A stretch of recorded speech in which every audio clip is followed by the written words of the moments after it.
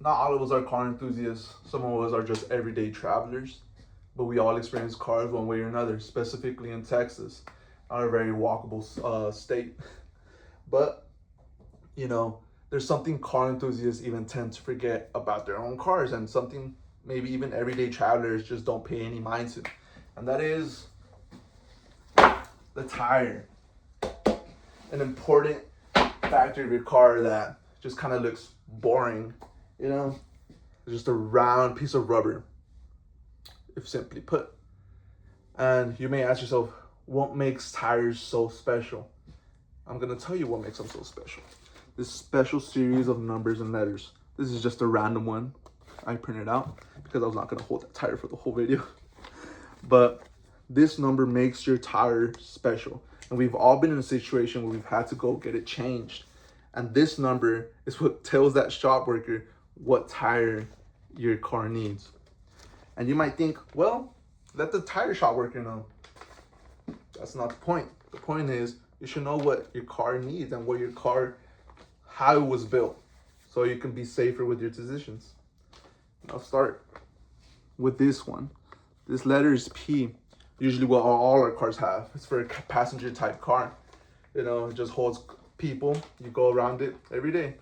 The only way this will change is you have like a box truck or like just a 18-wheeler. I don't know if you're badass like that and you're just dating one of those, but if not, usually you're gonna get a P.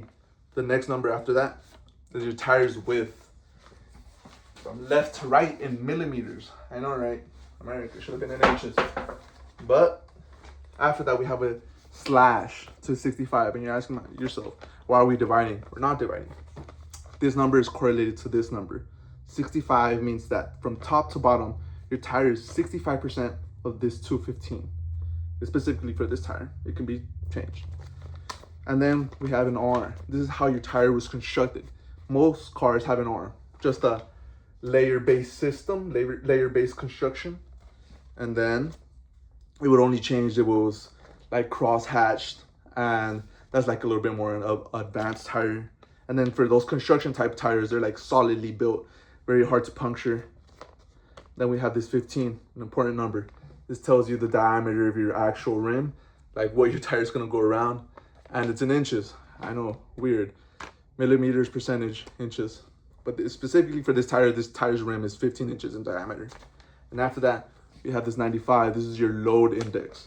It doesn't necessarily mean that only this tire can only specifically hold 95 pounds per tire. It just means that this number correlates to a specific weight on this index that all tire makers have. And this 95, I think it correlates to around 1,400 pounds.